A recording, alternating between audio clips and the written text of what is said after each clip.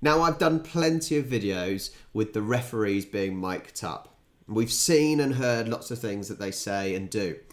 What about when a rugby league player gets mic'd up? What sort of things do they say? Let's find out.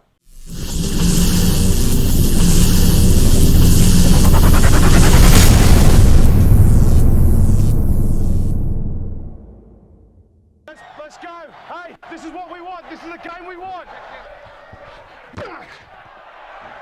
Hey, in numbers.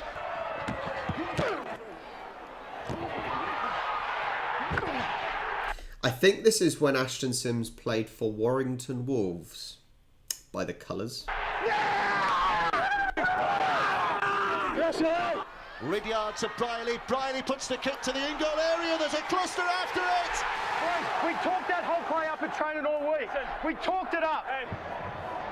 Let's go, Chile!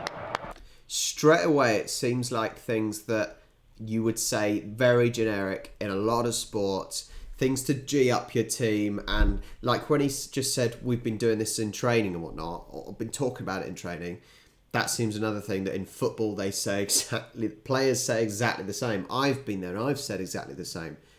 It's stuff that really doesn't actually mean anything, but you're just trying to get a response from your team that quite often you don't get. 2 tackles gone, 4 to go, and look how close they're getting now. 20 metres away. Myler, back it goes, into the hands of Ratchford. Curry and Penny. Kevin Penny. Oh my word! Kevin Penny. Hey, Drew, can I grab a dry towel, please, mate? Grego, can I grab some Grego. spray, mate? Just add an O onto everyone's name. Go, Rhino! Yeah.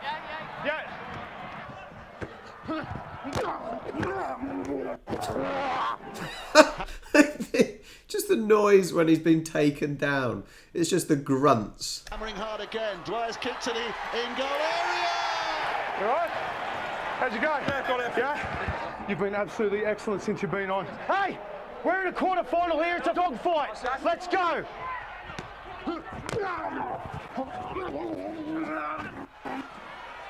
Ridyard's kick through. Briley scores a try. Don't lose it now. Don't lose it now. It's like, once again, it's very generic stuff that it seems that all team sports players say to each other. But what I quite like is actually, I assume at this stage of his career, he was what you'd say more of a veteran, an experienced player. So it's little things like when he went up to the guy and said, "You've been playing amazing." It's little things like that that give a certain player that boost of confidence. And you wouldn't get a junior sort of player doing that.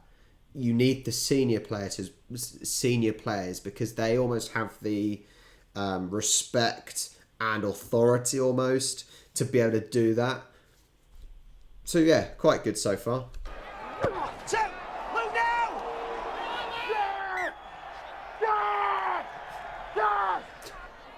Myler throws it back, Ratchford, and it goes. Curry to finish it. Curry has finished it. Beautiful, baby. Beautiful, baby. We've got 10 minutes to go. Get up here. Boys, give me eyes. Give me eyes. Give me eyes. This is the biggest set of the season. I'm not mucking around. You get down, you play that ball. Definitely that sort of authority figure on the pitch there. That experienced player. And the fact that he's able to say, "Give me your eyes, look at me," and everyone does, fair play, because, you know, there'll be... Get your head on. Shoulder charge. Go with him. Go with him. The hooter sounds in the background. The referee blows his whistle. I like the fact that he's able to go from serious to friendly to jokey back to serious, and his teammates are clearly listening to him.